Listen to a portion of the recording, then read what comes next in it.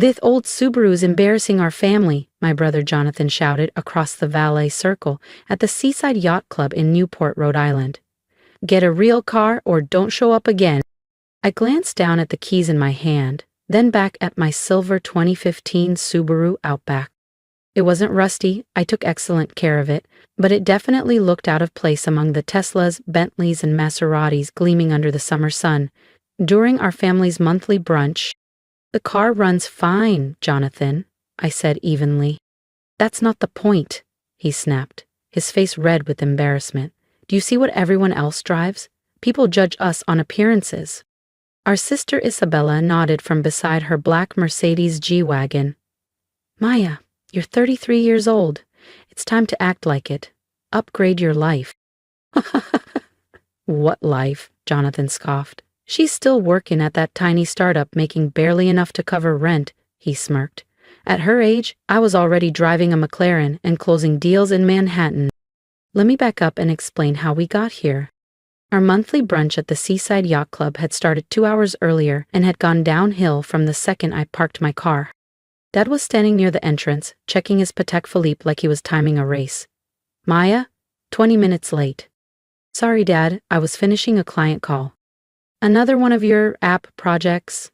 Isabella's voice dripped with sarcasm as she approached in a $3,000 0-cent sundress and diamond earrings. "How's your little coding hobby?" "I run a software development firm," I replied evenly. "Right," Jonathan chuckled, adjusting his custom Italian suit. "Charity work for tech nerds. When are you going to start a real career?" Inside the club, the interrogation only got worse.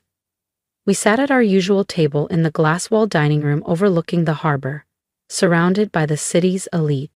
The Whitmores were 2 tables over, the family that practically owned half the marina. The Ellisons, who controlled 3 luxury hotels, were sipping mimosas near the bar. Across the room sat the Callahans, surgeons who'd built a private clinic empire. "Look around, Maya," Mom said quietly, gesturing at the room filled with wealth. "These are successful people. Their children drive respectable cars, live in the right neighborhoods, wear the right brands. I live in a perfectly good apartment," I murmured. Jonathan laughed coldly. "In Brooklyn, over a coffee shop, that's cute." "A starter loft in Portland?" Isabella had scoffed. "That's where recent grads live before they figure out what real success looks like." "Some of us care more about owning our space than impressing strangers," I replied calmly, stirring my coffee. That's when Jonathan really started in. "Debt-free? Maya, you're 33. You should be building wealth, not just dodging bills. You should be investing in real assets, not scraping by." "I am investing," I said evenly. "In what? Your Subaru?" Isabella laughed sharply. "That thing belongs in a history museum." "It's 7 years old and it runs perfectly," I said, a bit sharper than intended. Dad sighed, shaking his head with theatrical disappointment. "Sweetheart, we're trying to help you understand something important. Success isn't about being comfortable. It's about building something that commands respect. Like Jonathan has." Jonathan smirked. "Exactly. I'm a managing partner at Women in Row. I bill $450 0 cents an hour, drive a McLaren, and close deals overlooking Central Park from my penthouse. Next month, I'm closing on a villa in Santorini." "And me," Isabella chimed in. "I own 2 luxury spas and a fashion boutique in Soho. Last year, my businesses cleared $1,800,000 0 cents." "That's impressive," I said sincerely. Mom smiled, encouraged. "Now, Maya, tell them what you do." "I run programs that teach advanced tech skills to underprivileged kids," I said simply. The table fell silent, and the hum of conversations from other elite families filled the Seaside Yacht Club dining room. Deals worth millions were being discussed at the tables nearby. The Whitmores, real estate moguls, waved at my father. The Ellisons were bragging about their hotel acquisition across the room. "That's nice," Dad finally said. "But what's your 5-year plan? What are you building toward?" "I'm building toward a future where kids without resources can still learn the skills that matter," I replied. Jonathan sighed dramatically. "Maya, That's not a business plan. That's charity work with good intentions. I disagree, I said firmly. Look, it's admirable that you want to help people, Isabella added with that polished condescension she wore like perfume. But you can't spend your life as a volunteer. You need to think about your future, retirement, legacy, your impact. I believe I'm making an impact, I said. By what metric? Jonathan shot back. How many people do you employ? What's your tax contribution? Your economic footprint? I opened my mouth to answer, but Dad cut in smoothly. Sweetheart, we're worried. Teaching coding basics is noble, but it's not sustainable as a career. Why not? I asked. Because nonprofits don't pay well, Mom said patiently, as if explaining gravity. Because you're not building any equity or ownership, Jonathan pressed, his voice heavy with that practiced superiority. You're limiting yourself to scraps, whatever grants and donations you can beg for. That's when Mrs. Whitmore strolled over from the next table, her diamond bracelets catching the sunlight streaming through the yacht club windows. She smiled warmly at my parents. Pritchard, Elaine, how lovely to see you both. And Jonathan, congratulations on making senior partner. The mayor was just raving about the brilliant work you did on that downtown redevelopment deal. Jonathan beamed. Thank you, Mrs. Whitmore. It was a challenging transaction, but we structured it well for all parties.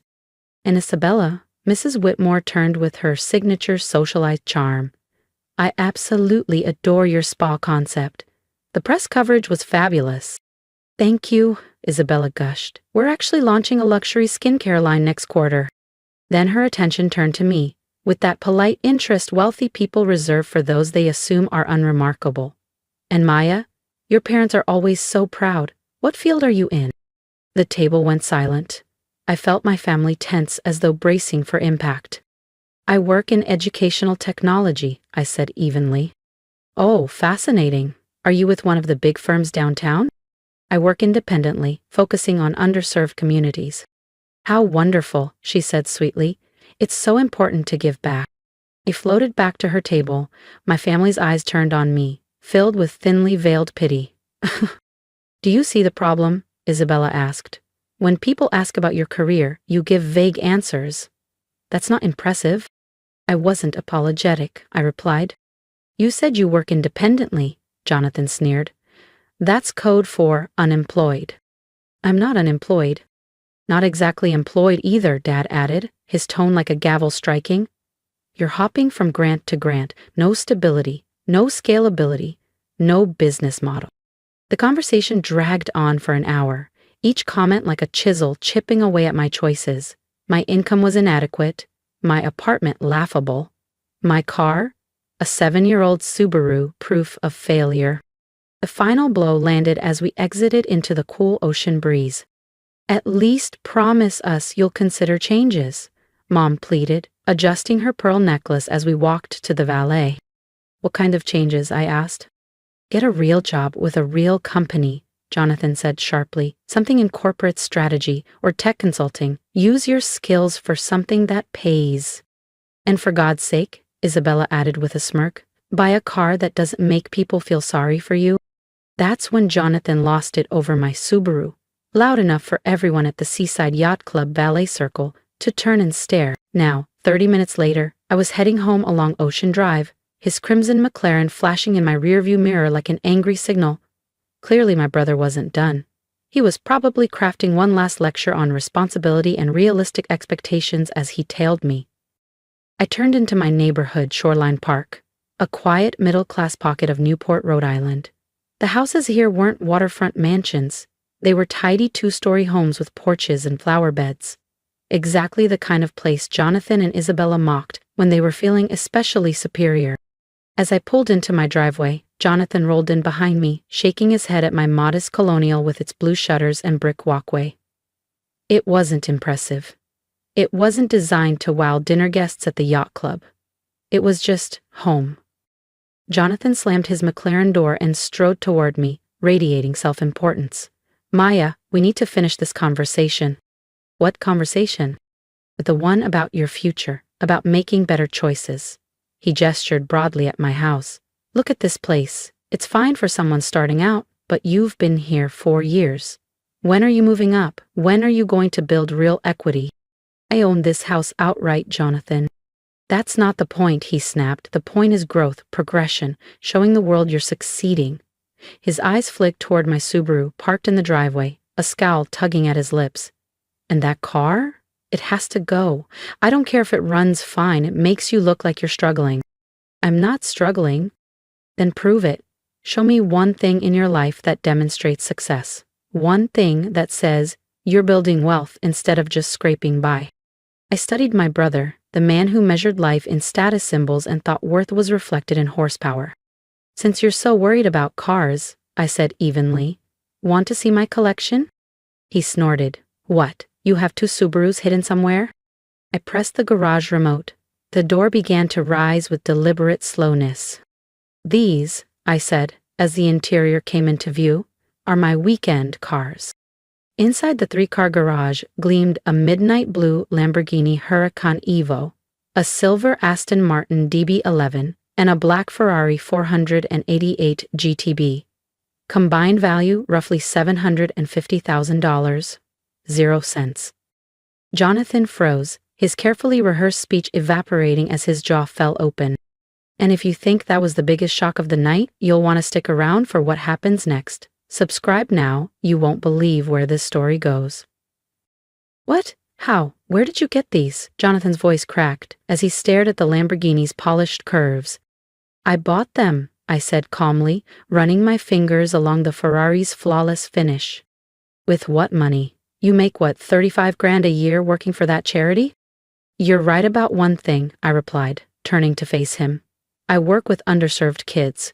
What you don't know is, I don't work for a nonprofit. I own several. His brows shot up. You own them. Future Pathways Alliance, Digital Horizons Initiative, TechBridge Foundation, I listed smoothly. Together, we serve over 20,000 students across 19 states. Jonathan blinked, struggling to connect the dots. That still doesn't explain this, he said, waving at the cars. These foundations are funded by my primary business, I said, pulling out my phone. The one you've mocked for years as my little computer project. I opened an app and held it up for him to see. Digital Learning Dynamics. We design advanced educational platforms for schools, Fortune 500 companies, and government agencies. He swallowed hard. How much are we talking? Last year, $67,300,000, 0 cents in revenue. Net profit? $31,800,000, 0 cents. We have active contracts with 1,200 school districts, 95 corporations, and 10 federal agencies. Jonathan stumbled back, bracing himself on the McLaren like it was the only solid thing left in his world. 67 million? Popped the hood on the Lamborghini, its V10 engine gleaming like a trophy. This car?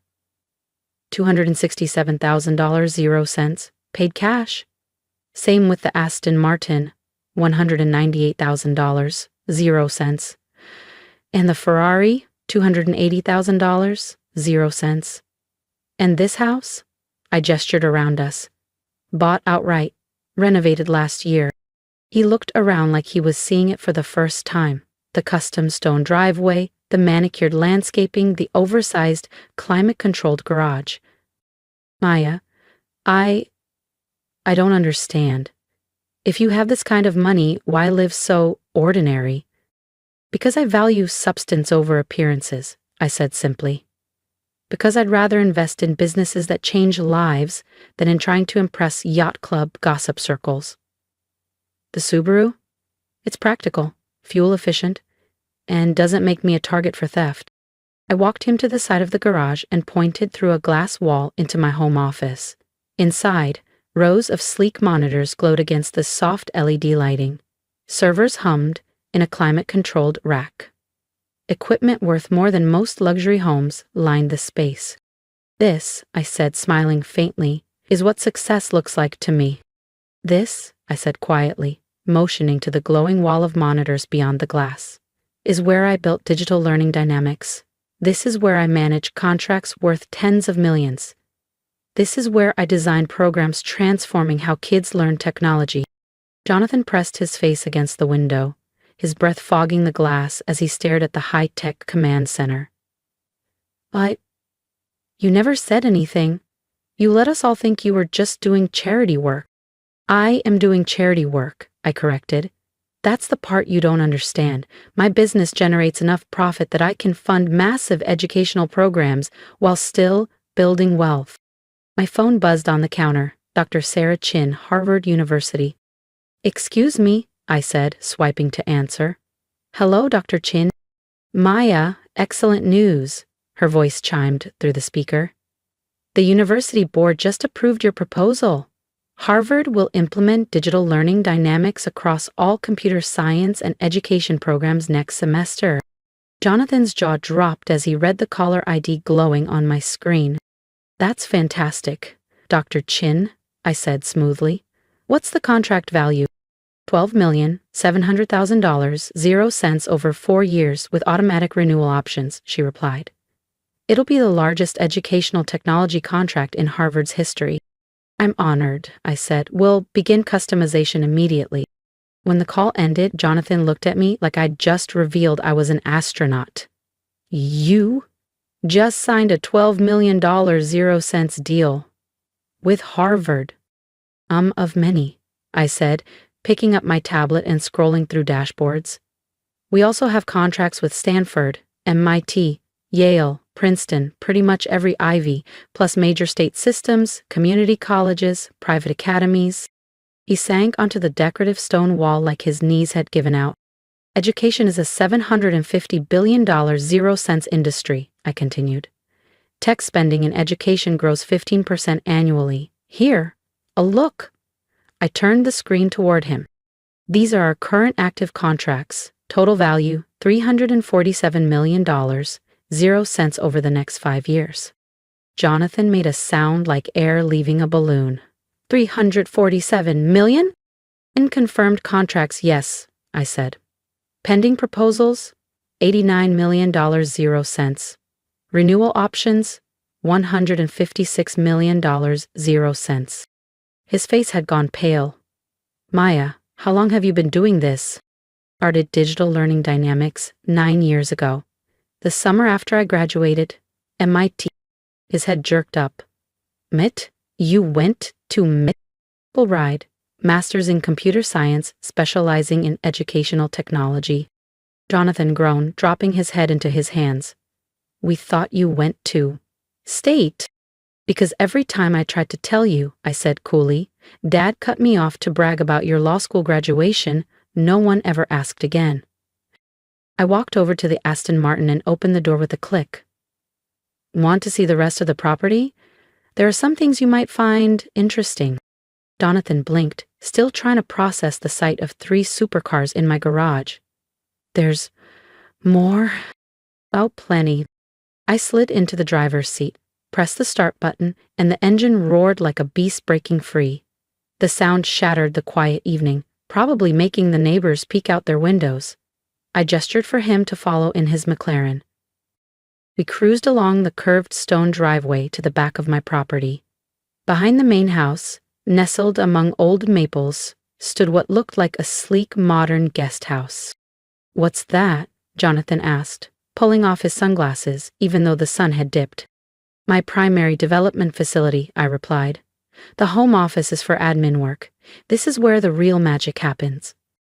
I tapped my key card. The glass door slid open to reveal a state-of-the-art tech lab that could rival a Silicon Valley headquarters. The space gleamed with rows of high-performance servers, advanced workstations, testing rigs, and prototype stations. This lab cost $3,800,000 0 cents to build and equip, I said casually. We design, build, and stress test every software solution here before deployment. Jonathan walked in slowly, his head turning like he'd stepped onto another planet. You built a $3,800,000 0 cents lab behind your house? I needed a secure R&D environment, I said with a shrug. Leasing commercial real estate? Less secure, less efficient, and more expensive long-term. He stopped dead in front of a massive wall. It wasn't art. It was recognition. Framed patents, innovation awards, and certificates from organizations most people only read about in the news. "What are all these?" he whispered. "Patents for our adaptive learning algorithms, awards from the Department of Education, the National Science Foundation, global innovation forums, and yes," I nodded toward a large photo, "that's me with the Secretary of Education." Jonathan scanned the plaques. Outstanding contribution to educational technology, Entrepreneur of the Year, Innovation Leadership Award. His throat worked as if he were swallowing gravel. "Maya, why didn't you ever show us this?" "When would I have?" I asked lightly, logging into a console. "Every family gathering you and Isabella spent hours flaunting your deals while dismissing mine as charity work." My dashboard flickered alive with real-time metrics. Currently, 1.3 million students are using our platforms across 18 countries. Today's revenue alone? About $290,000, 0 cents per day. Jonathan stared at the scrolling numbers like they were written in another language. "And the charitable work?" I asked, pulling up another dashboard on the screen. "Future Pathways Foundation has donated $18,700,000, 0 cents to educational programs over the last 5 years. We've built 47 computer labs in underserved schools, provided full college scholarships to 156 students, and trained more than 800 teachers in advanced tech skills." Jonathan blinked hard. $18,700,000, 0 cents? "Indirect giving, yes," I said evenly, "plus another $23 million, 0 cents, in donated software licenses and consulting hours." He fell silent, just absorbing the scale of what I'd built. Finally, he whispered, "The yacht club, when Mrs. Whitmore asked about your work and you said educational technology?" "I was being accurate," I replied. "I do work in educational technology." "You made it sound so small, so unimportant." "I made it sound honest," I said simply. "I don't feel the need to announce my net worth over cocktails." His head jerked up. "Your net worth? What is it?" I considered the question. "Between business valuation, real estate, investments, and liquid assets? Roughly $94 million, 0 cents. Jonathan made a choking sound. $94 million? "It fluctuates," I said with a shrug. "Market's performance. But yes, that's the current estimate." He sank into a chair like gravity had doubled. "We'd been treating you like a charity case. You've been treating me like someone whose work doesn't matter because it doesn't flaunt status symbols." My phone buzzed. I glanced at the text and smiled faintly. "What now?" Jonathan asked, his voice barely above a whisper. "The Department of Defense," I said casually. "They want to explore adapting our technology for military training. Potential contract value, $47 million, 0 cents. His mouth fell open. "The Pentagon wants to hire you?" "Training tech and education tech share the same backbone," I explained. "Our adaptive algorithms could revolutionize military readiness." I showed him the text, a formal request for a strategy call with senior defense officials. This deal would be our first defense contract, an entirely new market segment. Jonathan turned in a slow circle, taking in the patents, the servers, the $1 million lab. For the first time, I saw something unfamiliar in his expression. Respect. "And you were scrolling Instagram at Sunday dinners," I said softly.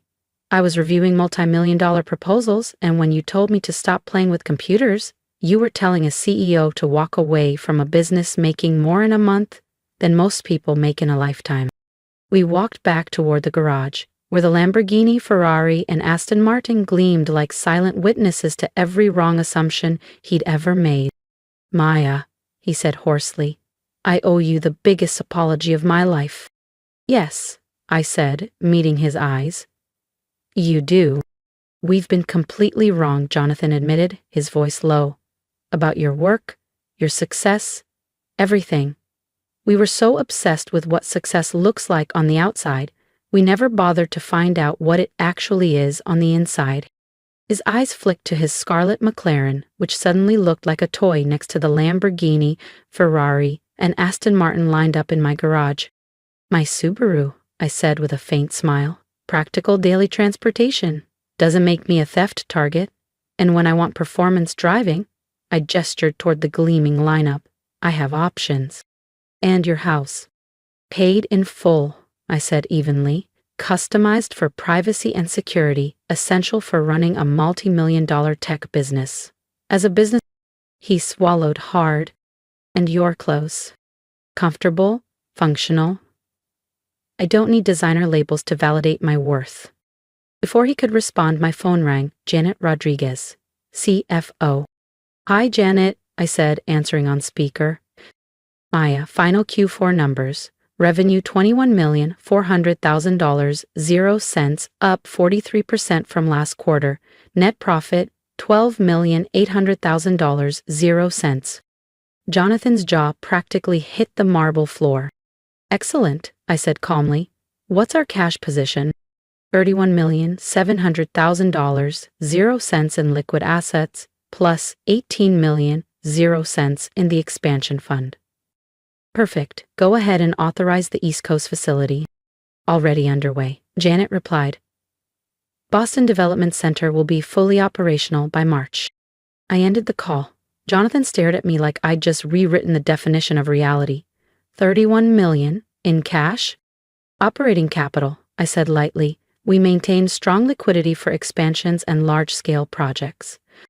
And you're opening another facility? Our third. The main lab here, secondary in Austin, now Boston. East Coast presence will help us serve Ivy League clients more efficiently. Jonathan sat heavily on the stone steps, his designer suit creasing under the weight of revelation. Maya, how do we even begin to make this right? After years of treating you like a failure while you were building an empire. I considered his question, the ocean breeze cool against my skin. Start by understanding this. Success wears many faces. Stop judging worth by cars or clothes. Recognize that real achievement doesn't always shout. He nodded slowly. And acknowledge this. Helping kids access technology isn't just noble, it's essential. The students we empower today will be the innovators of tomorrow. Done? He whispered. And one more thing, I added with a small grin. Stop being embarrassed by my Subaru. It gets excellent mileage. Jonathan laughed. The first genuine laugh I'd heard from him all day. I promise never to complain about your Subaru again, Jonathan said, managing a sheepish smile. My phone buzzed with a text from Isabella. Jonathan, what's taking so long? Did you finish explaining to Maya why she needs to get her life together? I turned the screen toward him. What should I tell her? He asked, half laughing, half mortified. Tell her, I said calmly, that I'll be happy to discuss my life choices at next month's family gathering. And tell her, I glanced at the cars gleaming in my garage, I might drive something different to the yacht club next time. Jonathan raised an eyebrow. Which one? I haven't decided yet, I replied, running a hand over the Lamborghini's sleek hood. Maybe this one. It's been a while since I took it out for a proper drive. He stared at the lineup. Lamborghini Huracan Evo, Ferrari 488 GTB, Aston Martin DB11. 3 machines worth close to $750,000 resting quietly in a climate-controlled garage behind my modest Colonial. The family is going to be shocked, he said finally. Good, I said simply. Maybe next time they'll ask questions before making assumptions. As Jonathan turned to leave, he hesitated at the steps, his voice softer than I'd heard it in years. Maya, can I ask you something personal? Sure. When I was shouting about your car, about your life, what were you thinking? I smiled, remembering my exact thought 3 hours ago in that parking lot. I was thinking you cared more about impressing strangers at a yacht club than understanding your own sister's accomplishments. And now, I met his gaze, calm and steady. Now I'm thinking maybe this family can finally learn to value substance over appearances.